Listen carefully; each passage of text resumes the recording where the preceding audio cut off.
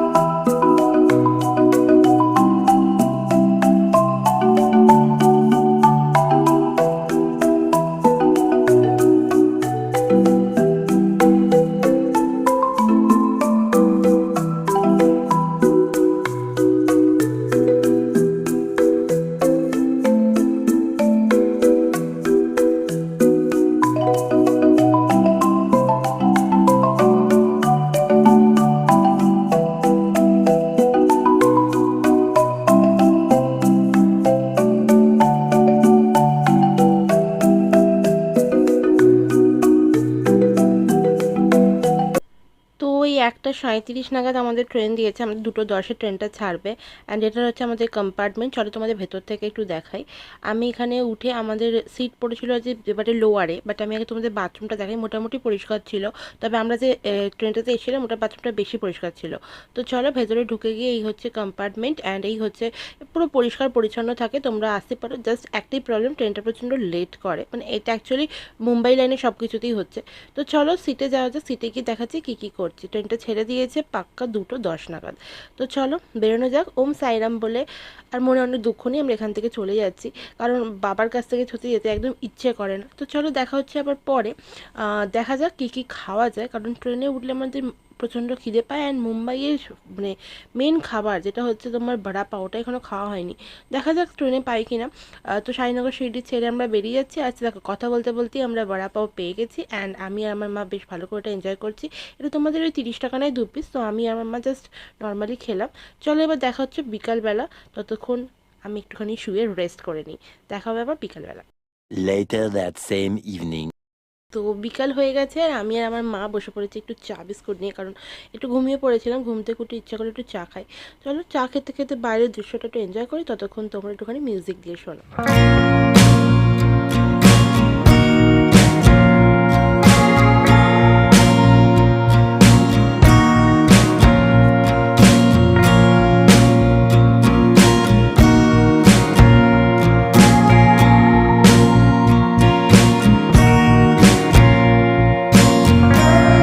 তো চা খেতে খেতেই আমি রাতের খাবার অর্ডার করে দিই। আমি মোটামুটি ট্রেনে যে আইআরসিটিসির ফুড অ্যাপটা আছে না, ওটা দিয়েই অর্ডার করি।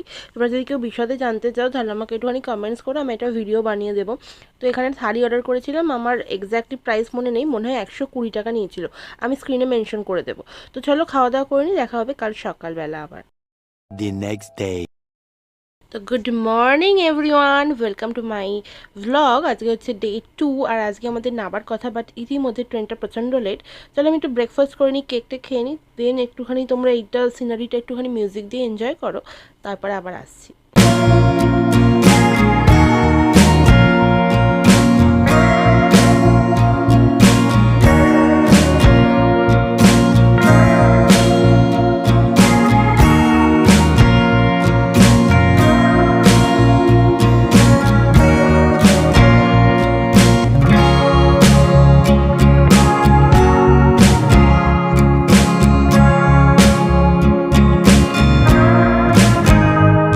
তো এখন চলে এসেছি লাঞ্চ টাইমে, অ্যান্ড লাঞ্চ টাইমে এখান থেকে অর্ডার করেছিলাম তোমার আন্ডা মিল, কারণ আমি মাছ খাই না ট্রেনেতে। তো ওটা নিয়েছিল তোমার ওই 130 টাকা। তো 2 পিস ডিম আর এই ভাত আর তরকারি আর ডাল দিয়েছিল। তো চলো এটা খাওয়া দাওয়া যাক, দিয়ে আবার বিকালবেলা আসছি। আর খাবার মোটামুটি কেমন ছিল সেটা আমার শর্টসে দেখতে পাবে, তো সেটা চেক করে নিও।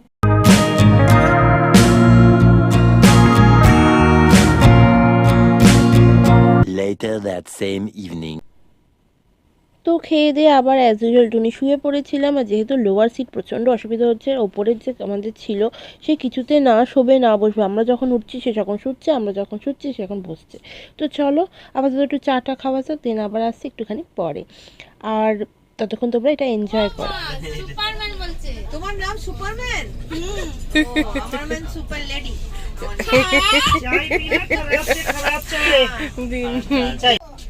কি আর করবে, নাচ করো। অনেক দিছে নাচ, গানা বাজাতে হবে। আচ্ছা গানা বাজাতে হবে। गाना बजले नाचबे तो হ্যাঁ 20 रुपए ना। 2 चाय का 40। हाँ 2 का वही कुछ है। জানলাম তো।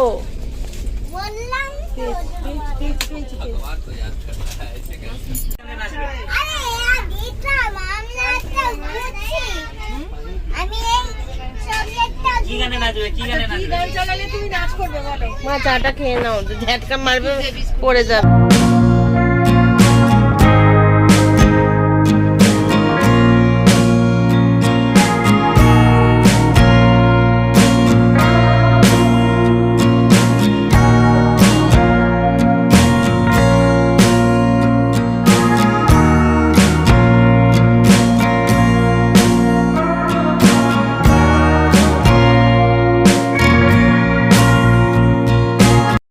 এখন বাজে প্রায় 2:20, জাস্ট ঢুকলাম, ঢুকে একটু ফ্রেশ হয়েছি, এবার শোবো।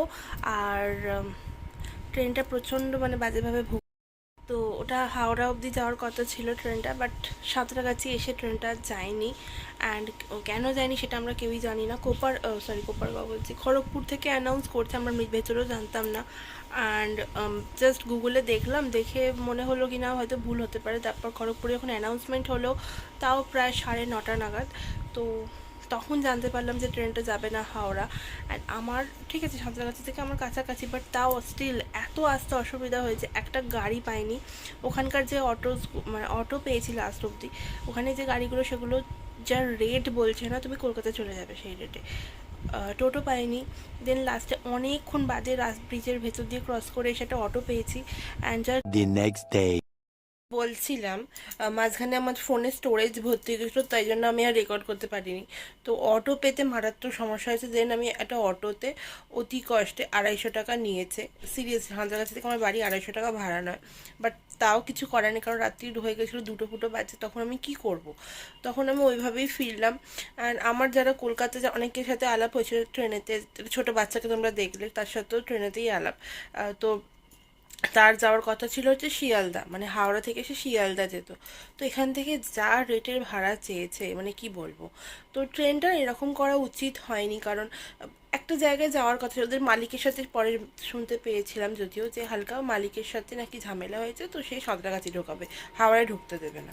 তো এটার জন্য আমাদের এতগুলো প্যাসেঞ্জার কেন সাফার করবে, তাই না? এটা সত্যি ট্রেনের দেখা উচিত আমার মনে হয়।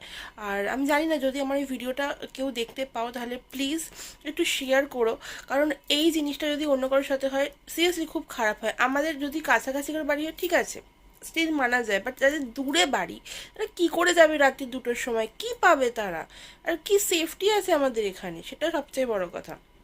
তো আমি যাই হোক ফিরলাম, ফিরে টিরে কালকে আর ভ্লগটা মানে হয়নি, যেহেতু ফোনের স্টোরেজ শেষ হয়ে গিয়েছিল। তো এখন পোস্ট করে, যদি ভিডিওটা ভালো লেগে থাকে, ভিডিও ভালো কী বলছি, যদি ভিডিওটা ভালো লেগে থাকে তাহলে অবশ্যই একটা লাইক করো, কমেন্ট করে জানিও যদি কোনো রকম কোনো কিছু জানতে ইচ্ছে, যদি খাবারের অ্যাপটার কথা জানতে চাও তাহলে আমি নিশ্চয়ই ডেফিনেটলি একটা ভিডিও বানাবো। অ্যান্ড অলসো আমার এক্সপিরিয়েন্স কীরকম আমি তোমার সাথে শেয়ার করলাম, তোমরা আমাকে অবশ্যই সাজেস্ট করো যে আমি এরপর কোথায় ঘুরতে যেতে পারি। প্ল্যানিংস কিছু আছে, বাট তাও তোমরা যদি কিছু দেখতে চাও সেটা আমাকে অবশ্যই জানিও। আর ডেলি ভ্লগস তো আসতেই থাকছে, so stay tune, keep support me, and also subscribe করে দিও যাতে পরবর্তী ভিডিও নোটিফিকেশন তোমরা পেয়ে যাও বা সবার কাছে শেয়ার করতে পারো। অ্যান্ড অলসো বেল বাটনটা প্রেস করে দিও। দেখা হবে পরের ভিডিও, ততক্ষণ জন্য bye bye, tata, good night, and Om Sai Ram.